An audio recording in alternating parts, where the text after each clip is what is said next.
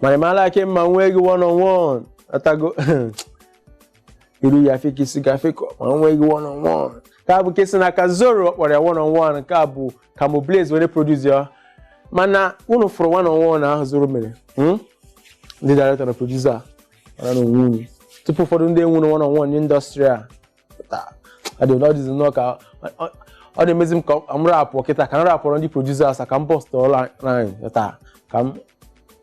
mana ka wee jiwe echefukara ka bụ oge aṅụli nke na-eme n'isi mbido TV ka ị nọrọ nke a bụ ebe anyị na-enye gị akụkọ ndị ahụ gbasara ndị ahụ ịmara aha ndị celebrities a niile echefukara ka bụ Chibuike wetara unu akụkọ a mana bute oche nọrọ ọdụ Akpororo na Daddy Freeze ịma na afọ gara aga Akpororo mepere ọnụ si Daddy Freeze nke a na ọwụ gị nka maka ọ na-ekwu okwu ihe gbasara tight nke a bụ na ngwụcha afọ 2018 mana nke a Akpororo mere show na Okuko Maiko mana mgbe ọ na-ekwu joke ọ na-ekwere okoko wee jezie n'okuko a jeme show o mere ndị okoko show ọtụtụ ndị eweta fonu na-ese ndị mana ndị social media ụfọdụ ndị ga na-alụ ọgụ ndị mmadụ kama ha ga-eji gbosa were fonu na-ese ejere show a na-enye tiketi a na-ede free dịka videos wee gosi free na-enye ndị mmadụ etinye na show Akpororo na ojuru eju nke a ka emasị so that na social media nke a na ojuru eju na ndị mmadụ gbara mana vidio ọzọ pụtakwa gosi o nwere ike ndị mmadụ bịara late ịmana ihe ndị ahịa a ga-eche emechi ahịa pịata tupu ejewe ebe niile jukwara eju na vidio ahụ Akpororo asị na ọwụ vidio juru eju dị ihe a mgbe Daddy Freeze ewerela vidio gatinye na Instagram ya ọ na-echenu ịmana onye gị na-enwere kwanta ihe na-eche mgbe ọla ahụ na onye a mepe m iburu ya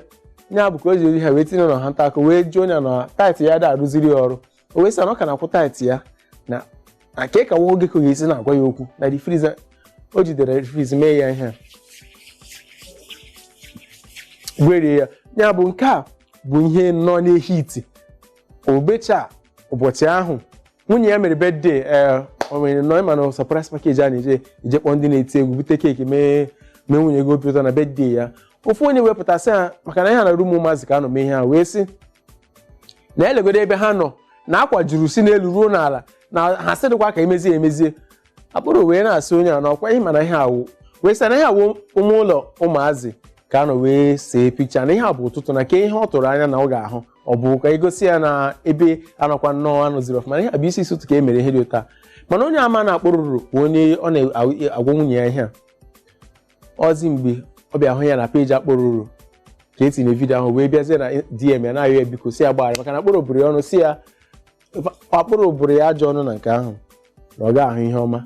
ya bịazie na DM bịa na-ayọ ya biko ndị mmadụ ma wee na-ajụ ọ bụrụ na ị mara na Akpororo ịkarị ya biko ahụ ị ga-akwanwe ire gị nga maka na ụfọdụ ndị a na-eboro data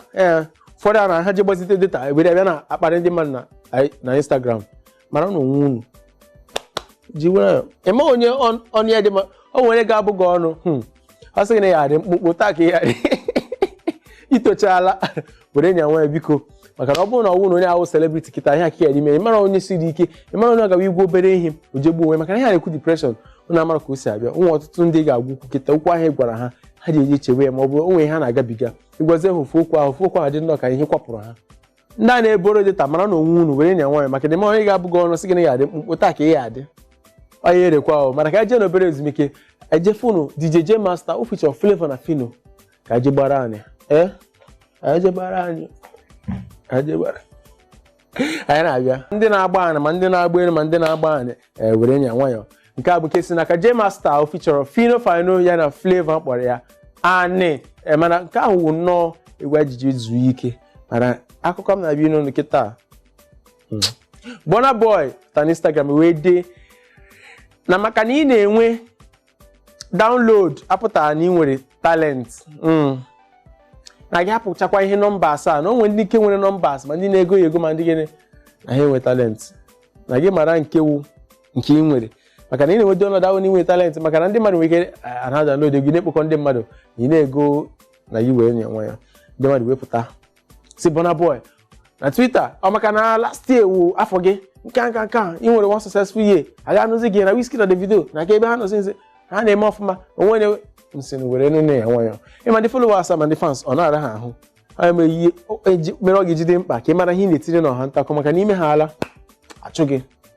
pịasị oge ozugbo mana ihe Burna Boy kwuru eziokwu ụfọdụ na-enwe download mana ụfọdụ ige ihe a na-agụ ige ha na ka igwe nwa eziokwu nwanne ka igwe nwa nke ji wuru onye Igbo ka igwe nwa eziokwu onwe ihe dị na mana ka wee were ya mana ị na-enwe download na-akpa ego gị ọ dị mma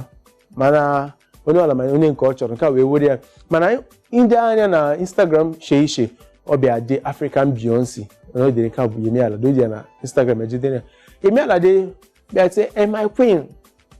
na o mere appreciate na Beyonce na-eme inspire mana ochie na ọ ga-achọ ka ọ bụrụ fashion ọzọ Beyonce maka na Beyonce agaghị enwe another version enwe anụnwe ya agakwa na-enwe another version nke a bụ iji gwa shee nna were Kenya ebe ị na-akwanye m achọrọ m ị na-ebe onye a ọ na-eme m inspire mana were na-akwaga m ebe a nke wee were mana Yemi Alade na The Cross tikọrọ egwu ọfụrụ ọ kpọrọ ya oh my gosh nke a bụ remix ya in one day enwe 1 million views the first African female nwere 1 views in 1 week ya bụkwa onye nwere 100 million views ofu egwu ya Johnny na YouTube ka gosi na ihe anyị na-eme ọ na-aga mba Skibi Sensima 10 million views ụmụana egwu Sensima ahụ 10 million views ka ọ nọkịta nke a iji wee na-asị ndị Nigerian artists dị sie n'ike mana aka ọzọ dịkwa bụ maka Kemi Lawyer nke nna ya bụbu gọvanọ na Oyo steeti na mbụ ịma na onye ọla meghala ọchụ ya ọ pụtazi si Eniola Badmus na ya eweli iwe na mgbe gara aga ọ bụ dị shame ya na-asị na o buru ajọ ibu nke na ya gbaghara ya mana ndị mmadụ mgbe ahụ onye na-ewi na-ekwu mgbe ahụ ọ na-anata gị biribiri emechazi mgbe ị ga-abịa yọọ mgbaghara ị ga-echetezi asị na biko na ya gbaghara ya mana ọ ga-enye ya ndụmọdụ ka o jee na gym o jee na-eme exercise ọ mara ma fat na ihe ndị ọzọ ọ ga-agbatite mana ka eme iji okwu ya na mbụ ihe a bụ ihe kere igwe onye ahụ na mbụ si na elu ụdị ihe kwesịrị na-eme pụta na-akọcha onye ahụ ịmanụ dịka si kwuo ihe a o nwere onye ga na-agwa ihe ịma ma onye ahụ nwere obi ma onwe obi igwe onye ahụ omenala